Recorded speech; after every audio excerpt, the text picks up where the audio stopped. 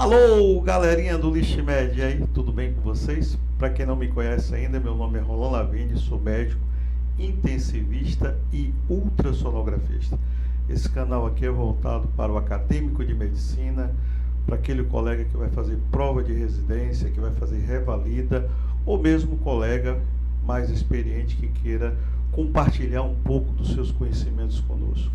Hoje nós vamos falar aqui com vocês sobre um dos assuntos que eu considero assim de maior relevância no pronto-socorro e na UTI, que são as arritmias. Como vocês sabem, as arritmias elas podem ser taquiarritmias, quando a frequência cardíaca é elevada, e podem ser bradiarritmias, quando a frequência cardíaca está muito baixa. Eu trouxe aqui um caso clínico para vocês, para que a gente possa, de maneira interativa, ir discutindo os aspectos das arritmias. Nesse caso aqui, é uma taquiarritmia. Veja lá, o paciente é JONF, ele tem 70 anos, tem 60 quilos, e chega ao pronto-socorro com queixa de palpitação, dispneia, relato de fadiga, ou seja, ele está cansado, um episódio de tontura, tá certo? Isso é muito importante. Uma sensação de dor no peito e o pulso irregular com a frequência cardíaca de 165 batimentos por minuto. Ele é diabético e hipertenso. Aí eu pergunto a vocês, é possível já a partir desse contexto aí a gente fazer algum diagnóstico? Então veja, ele tem uma taquiarritmia, ele tem uma bradicardia, nós podemos dizer que ele tem uma síndrome coronariana aguda, porque ele tem dor no peito, ou por conta da tontura ele tem um AVC, tá certo? Então são todos diagnósticos sindrômicos aí, como nós estamos vendo, e que nos leva a crer que esse paciente tem uma síndrome nesse momento, né? Ele está taquicárdico, ele tem fadiga, ele teve tontura, então nós podemos dizer o quê? O que vocês marcariam aí nessas 4 alternativas? Me diga aí. Bom, esse paciente tem uma taquiarritmia.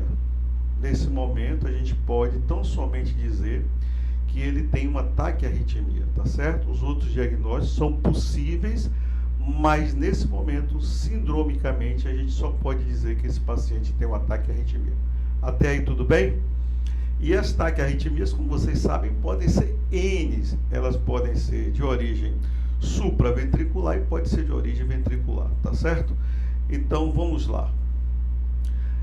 Qual a sua primeira medida a ser feita nesse paciente? Você recebeu ele no pronto-socorro, ele está ali na sua frente.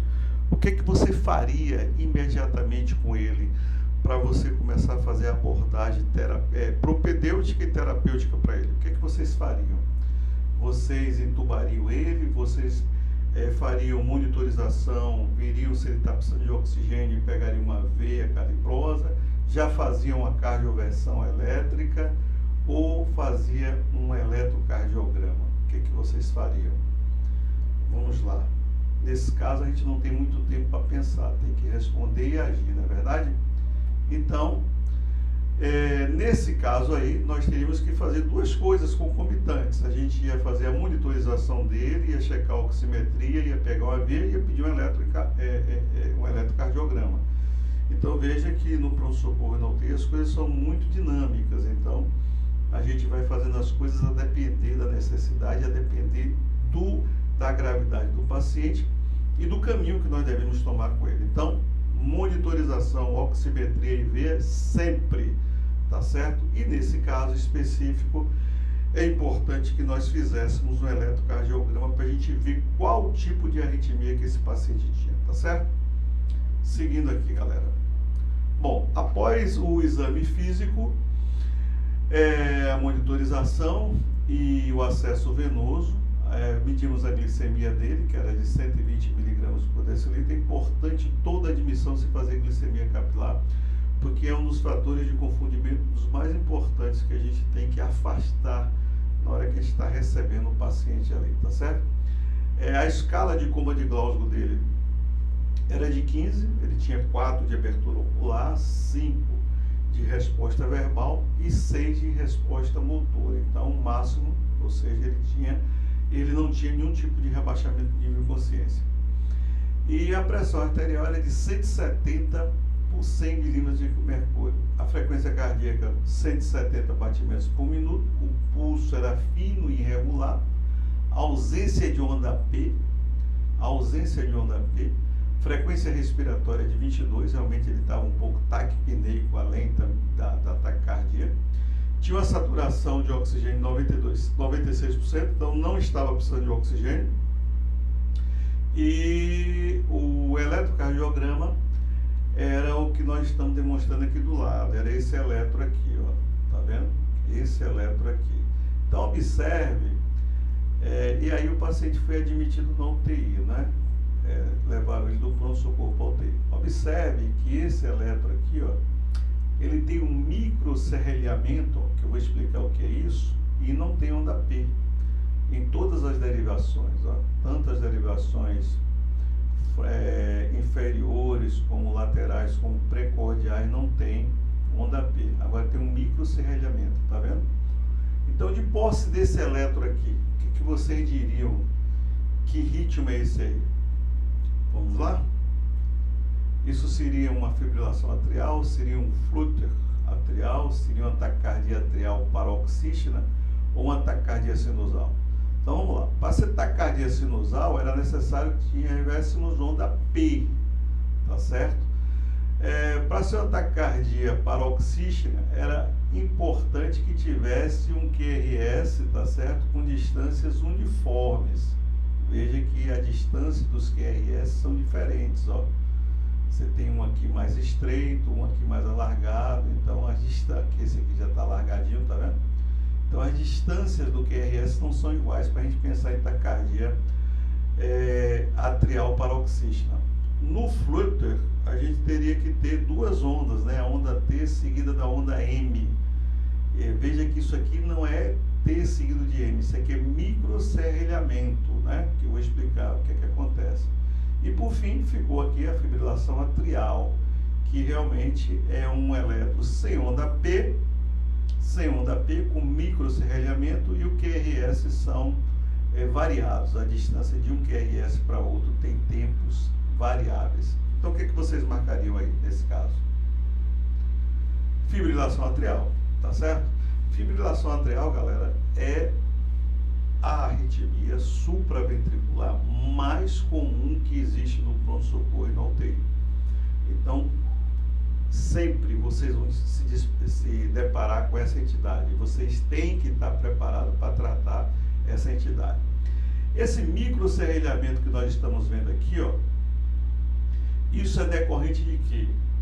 Na fibrilação atrial, nós temos focos ectópicos, ou seja, eles não estão no nosso sinusal, de disparo de descarga elétrica, que tenta ir para o nó átrio-ventricular. Como elas não conseguem ir para o nó átrio-ventricular de forma ordenada, esses múltiplos focos que estão ali ao redor das veias pulmonares, do ósseo das veias pulmonares que estão chegando no átrio esquerdo, então essa geração de impulsos ectópicos a todo instante dentro do átrio leva esse microserrelhamento. Isso pode existir no elétrico, também pode não existir, mas o fato concreto que para você afirmar que o paciente tem um eletro característico de fibrilação atrial é você não verificar a onda P em nenhuma das derivações, tá certo? Tem que fazer o D2 longo, isso é importante, e verificar que os QRS, eles têm tempos de propagação diferentes. Observe esse aqui e observe esse aqui, veja como eles são distantes, distintos. Então, diante dessas três alterações, a primeira clínica, o paciente tem um pulso taquicárdico fino, já chegou no pronto-socorro com tontura, tá certo? Com dor precordial, dispneico. Então você tem que estar atento por ser a arritmia mais comum que existe, de que realmente pode estar acontecendo essa arritmia. E aí no momento que você faz o eletro, que você tem esse eletro, você fechou o diagnóstico de fibrilação atrial. Então veja, em medicina, a coisa mais fundamental é você fazer o diagnóstico, porque quando você faz o diagnóstico, tá certo? O tratamento está escrito, você não vai inventar nada, você vai seguir o que está escrito, o que foi testado, o que virou hoje guideline, tá certo? De determinada patologia. Então, a fibrilação atrial é uma patologia, uma arritmia que está muito bem descrita e que, portanto, a gente não vai inventar, a gente vai seguir os parâmetros fundamentais, que são 3, do tratamento da fibrilação atrial, tá certo? Vamos lá. Qual é o primeiro passo que vocês fariam? Qual a primeira coisa que se faz no paciente que chega no pronto-socorro com fibrilação atrial? Eu vou fazer anticoagulação, eu vou fazer beta-bloqueador, eu vou fazer amiodarona, que é um antiarrítmico que retarda o impulso elétrico dentro do feixe de His, ou vou fazer uma cardioversão elétrica.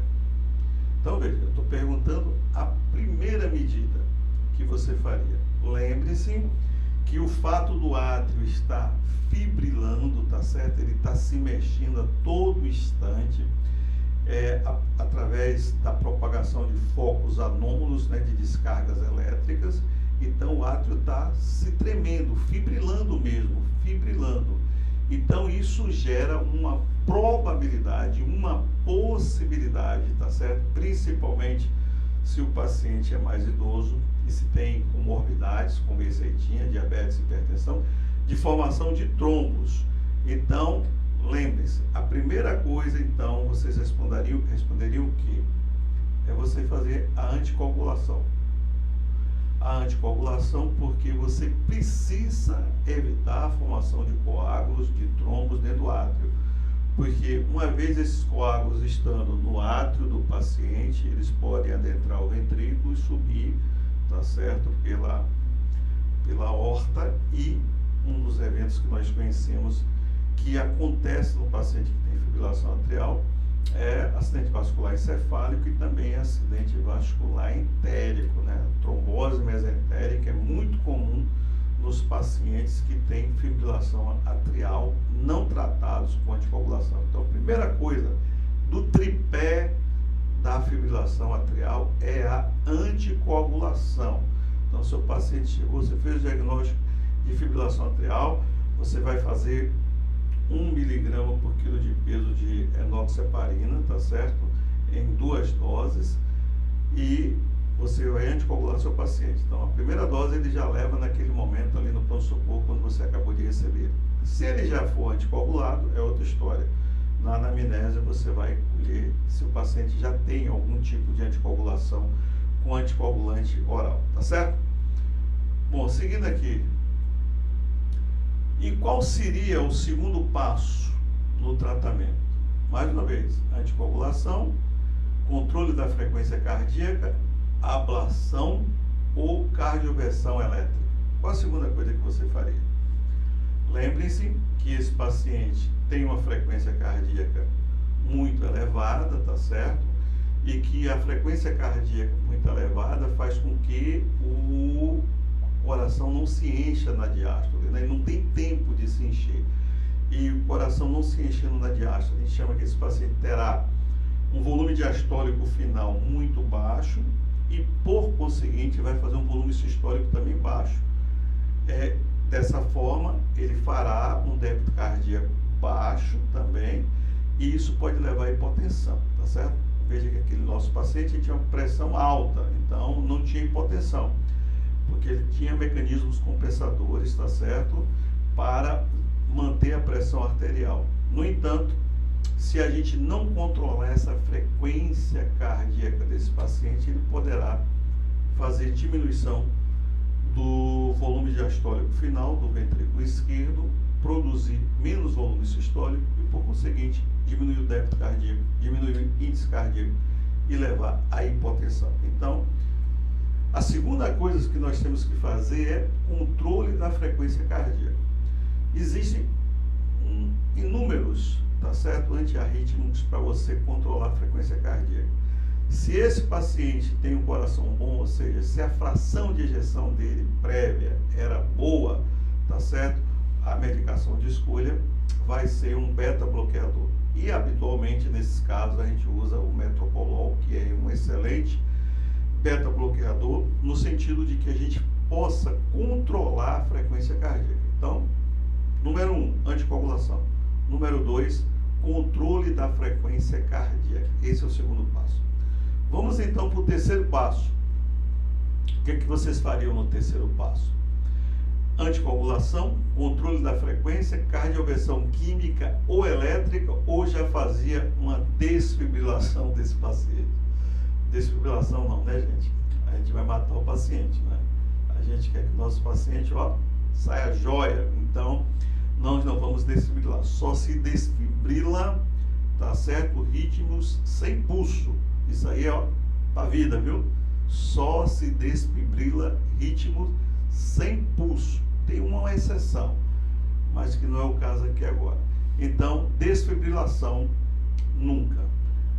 Anticoagulação nós já fizemos, controle da frequência cardíaca nós já fizemos, nos resta a cardioversão química ou elétrica. Então, esse é um ponto que eu gostaria de parar um pouquinho aqui para abordar com vocês.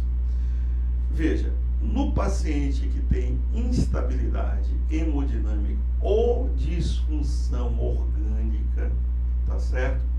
Você não pode esperar a cardioversão química, que habitualmente é feito com amiodarona. Você tem que fazer logo a cardioversão elétrica.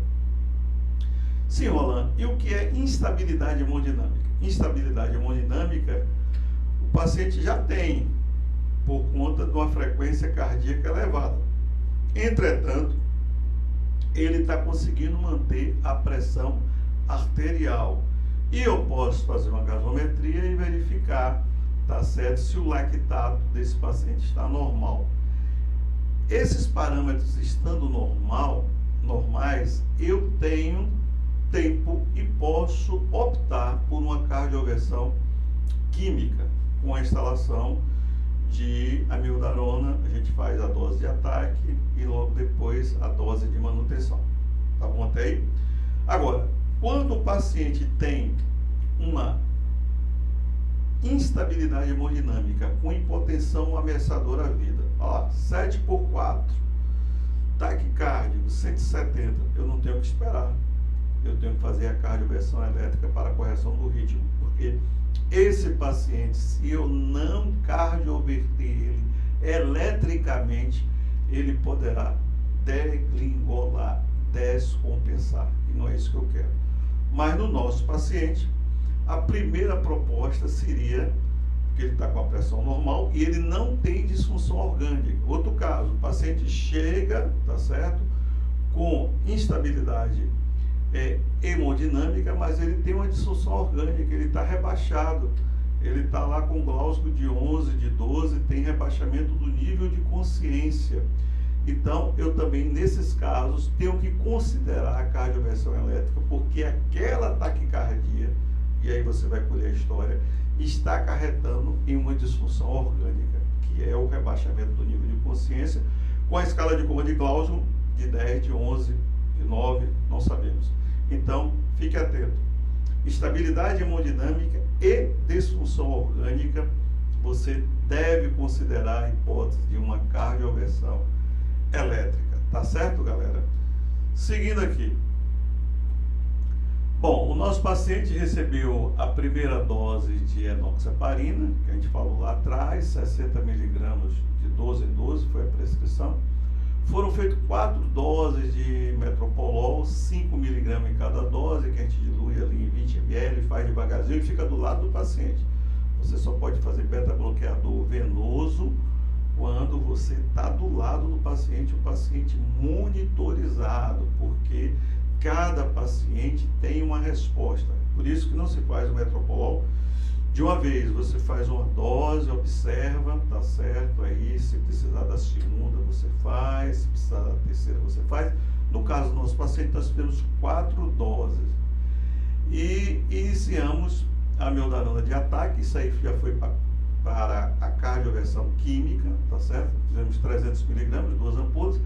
E iniciado a amiodarona de manutenção, 900 miligramas naquele sorinho de 250 miligramas. Lembre-se que a amiodarona não pode ser em soro fisiológico, só pode ser em glicose, tá certo? E botamos lá para correr. Só que, depois de tudo isso, o nosso paciente começou a apresentar uma hipotensão 7/4, rebaixou, tá certo? Com a escala de Coma de Gauss de 12, e a frequência permaneceu alta. E aí? Então, eu coloquei essa hipótese porque isso vai acontecer no seu cotidiano, na sua vida. Você faz o controle da frequência, não responde de maneira adequada, tá certo? Você faz a cardioversão química, às vezes não responde, o paciente começa a declingolar. E nesse caso aí, a gente tem uma estabilidade hemodinâmica e também uma disfunção orgânica, porque ele rebaixou o nível de consciência. Então, o que você faria agora? Você faria a reposição volêmica para aumentar a pressão arterial do paciente, você faria a cardioversão elétrica, você faria a desfibrilação, ou você usava droga vasoativa. Então, eu coloquei esse contexto aí para você observar que em medicina a sequência das coisas às vezes faz muito sentido, tá certo? Então, desfibrilação não. Nós já falamos aqui que só se desfibrila as arritmias sem geração de pulso, tá certo? Sem geração de pulso. É uma arritmia que não gera pulso, então você desfibrila. Fora disso, você faz a cardioversão elétrica. Agora, observe que cardioversão elétrica, nesse interstício, o paciente está hipotenso, tá certo? Eu pegaria lá o aparelho de ultrassom, olharia ver a cava dele, se ele estiver desidratado. Eu vou fazer um pouco de volume, tá certo? Porque quando eu fizer a sedação e analgesia para a cardioversão elétrica, muito provavelmente a pressão arterial ainda vai baixar mais um pouco. Então, eu preciso estar prevenido, tá certo? Para que eu não tenha dificuldade, tá certo? Do manejo do meu paciente com a desfibrilação. Então, talvez a reposição volêmica, tenha que considerar a possibilidade de droga vasoativa, mas o importante é tratar, tá certo?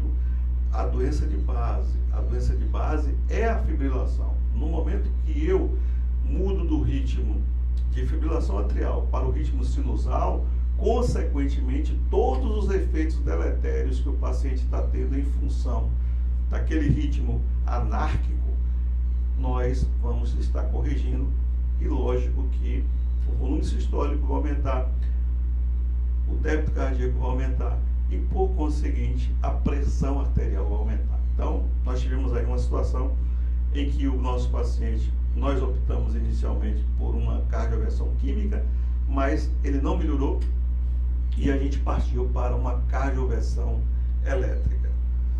Seguindo aqui, galera. Bom, e como vocês fariam essa cardioversão elétrica? Aqui, ó, isso é muito importante, posicionamento das bases, tá certo?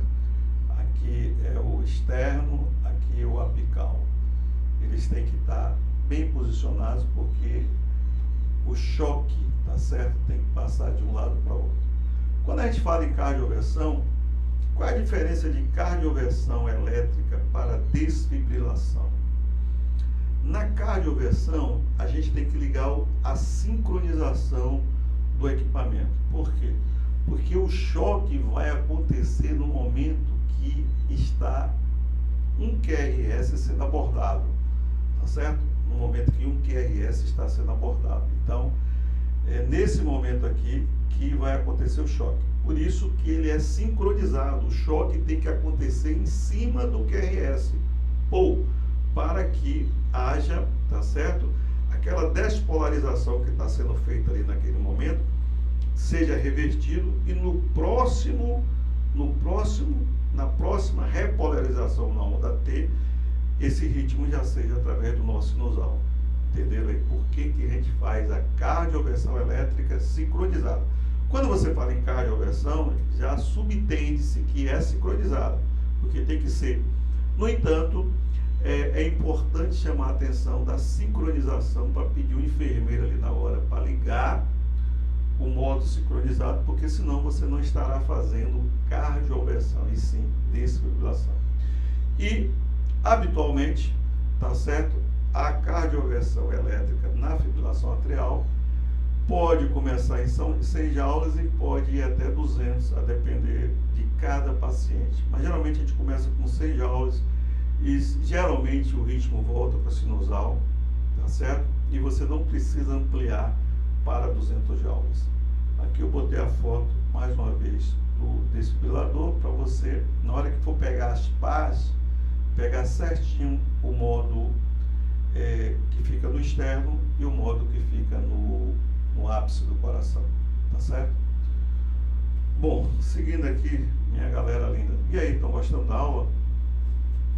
Bom, com o consentimento do paciente, então veja, quando o paciente está acordado, que ele pode responder sobre ele, você tem que pedir o consentimento dele. Todo e qualquer procedimento no pronto-socorro, na UTI, no paciente que tem nível de consciência normal, você tem que pedir o consentimento dele. Seu João, nós precisamos fazer uma cardioversão no senhor porque a frequência cardíaca não baixou, tá certo? Sua pressão arterial está baixando. Podemos fazer isso? Pode. Aí você faz a sedação e a analgesia, tá certo? Prepara todo o material de via aérea, porque você não sabe o desfecho que poderá ter essa cardioversão, tá certo? Prepara o material de via aérea. Habitualmente eu ofereço um pouco de oxigênio para o paciente, mas coloco ele numa posição que a via aérea dele esteja retificada, no sentido de que possa haver maior tráfego de ar no momento que você der o choque. E todo o material pronto, né? Porque você fez ali a analgesia e fez sedação. Se você precisar entubar esse paciente, você vai ter que acrescentar o bloqueador neuromuscular e entubar. Habitualmente não é necessário nada disso. Faz analgesia, tá certo? Que pode ser feito com fentanil, uma pequena dose, não precisa ser dose de intubação. Habitualmente eu faço 50 microgramas, tá certo? E a sedação se faz ou com propofol, ou com midazolam, ou com o que você quiser. Está contraindicado nesse caso a acetamina, porque a acetamina termina aumentando ainda mais a frequência cardíaca, tá certo?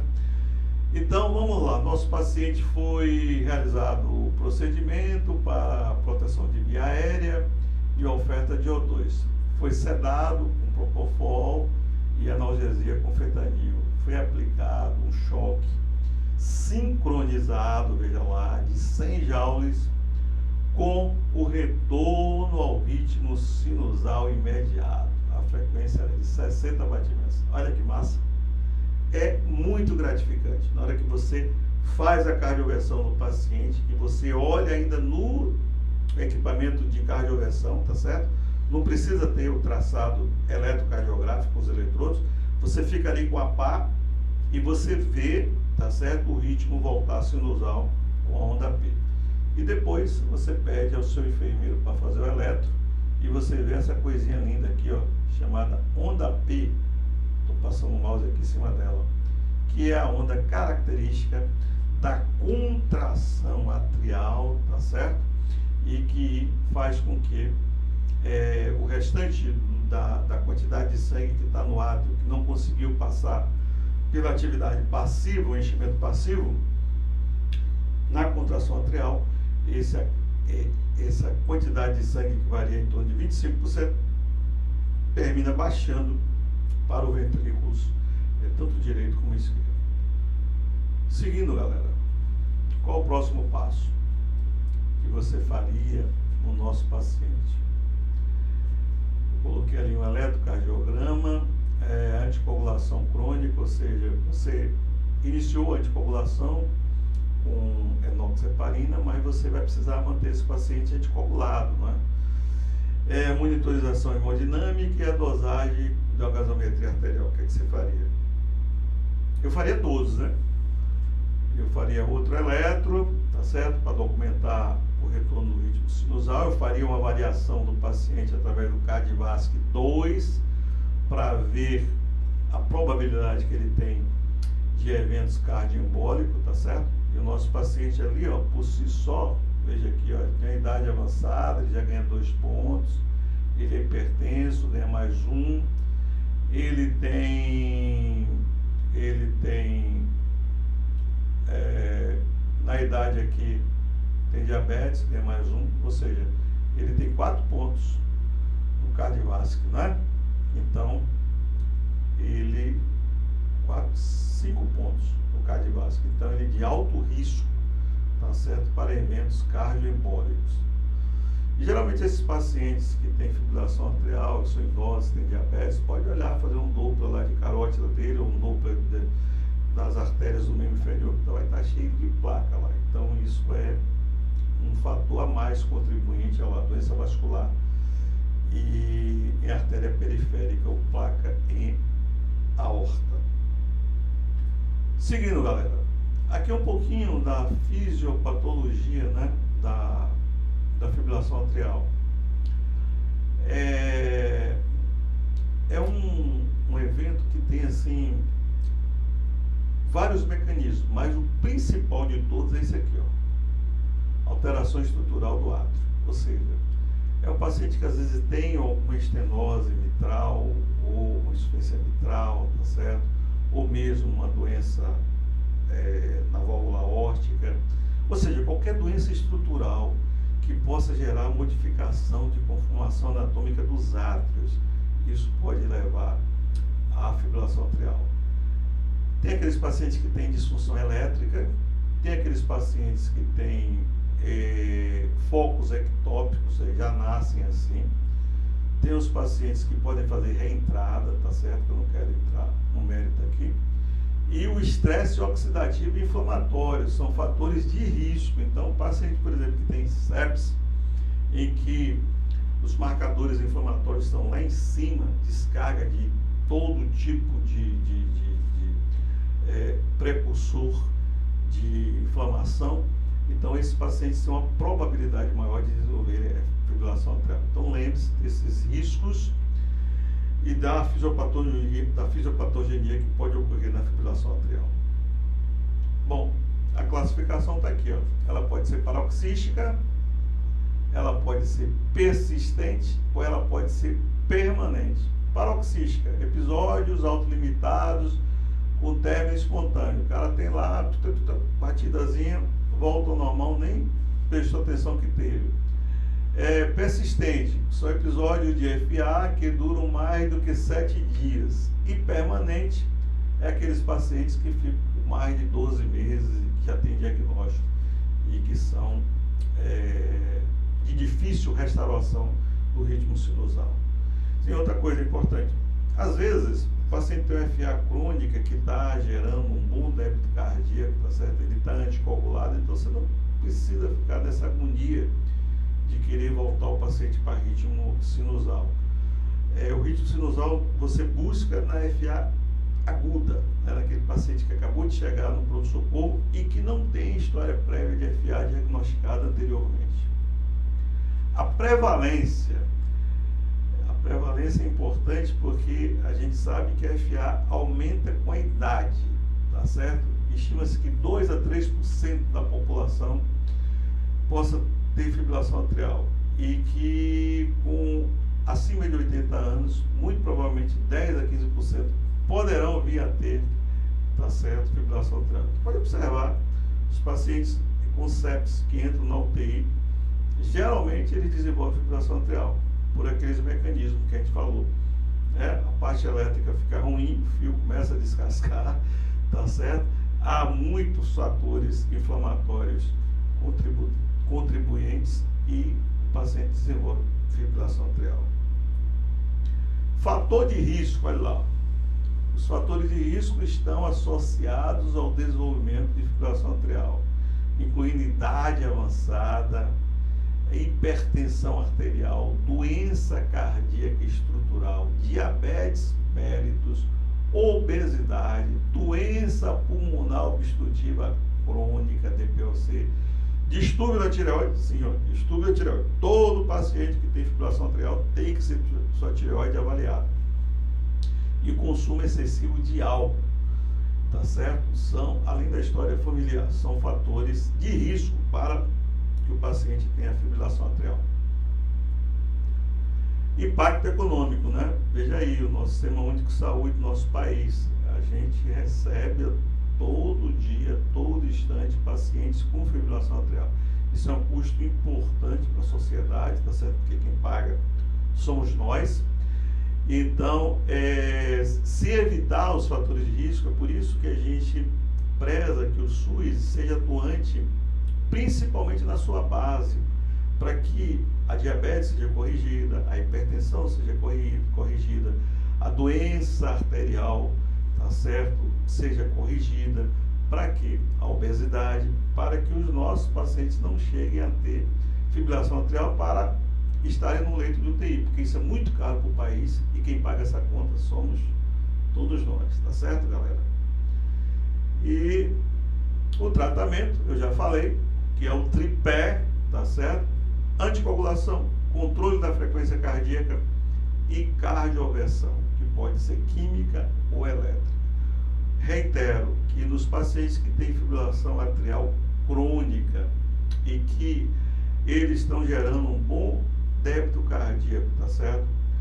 E que não tem disfunção orgânica, você não tem que ficar na agonia de fazer essa reversão, tá certo? E o tratamento pode, como eu disse, ser também cirúrgico, através de ablação, tá certo? Com catéter e, em alguns casos, cirurgia, porque esses pacientes têm um átrio muito grande, tá certo? Causado por uma estenose mitral, por exemplo. Então, durante a correção da cirurgia da válvula mitral, o cirurgião pode retirar parte do átrio no sentido de que ele fique menor e que ali também já sai um bocado de foco, anômalos de propagação de fibrilação atrial. A prevenção primária da fibrilação atrial envolve o controle dos fatores de risco, é o que eu já falei. Então a gente tem que ter um bom atendimento da saúde da família, certo? Posto de saúde aberto, o médico que pense dessa maneira. O meu objetivo aqui é fazer com que esse paciente que eu estou recebendo aqui agora, amanhã, não venha ocupar um leito de UTI, porque isso é que é caro. Na Inglaterra, galera, os médicos de lá ganham para promover a saúde e não tratar a doença. Então, cada médico tem lá uma espécie de distrito em que ele visita aquelas famílias que são responsáveis, tá certo? Por ele é responsável por essas famílias. E o salário dele é em função da performance dele na propagação da saúde. Ou seja, quanto menos gente vai para o hospital, mais aquele médico que está cuidando daquele distrito, daquelas famílias, mais ele ganha. Então esse é um modelo que o SUS no Brasil ainda não conseguiu chegar até lá, mas eu tenho certeza que com a melhoria, tá certo, da qualidade da rede primária, tá certo, a gente um dia vai poder imaginar que nós devemos promover a saúde, não tratar a doença, tá bom? Já falei do diagnóstico e o nosso paciente manteve-se estável nos dias subsequentes ao procedimento, realizou o ecocardiograma transtorácico, onde foi observado estenose moderada da válvula mitral, gasometria arterial, uma PO2 de 80 milímetros e o lactato de 0,8, ou seja, normais. Realizado correção do magnésio que se encontrava baixo. Outra coisa, tanto o magnésio como o potássio nesses pacientes você tem que observar na admissão, porque via de regra eles estão com o magnésio um pouco mais baixo, tá certo? E você tem que fazer a reposição, porque às vezes só fazendo essa reposição dos eletrólitos, a correção dos eletrólitos, a arritmia cessa. Bom, e aí eu pedi a inteligência artificial para fazer uma música sobre fiar, e eles botaram aqui essa maluquice, ó. Na batida do coração, uma dança sem razão. Fibrilação atrial, uma arritmia em ação. Átrios em descompasso, um regime desigual. Nessa sinfonia cardíaca, um desafio vital. Viu, galera? Então é isso.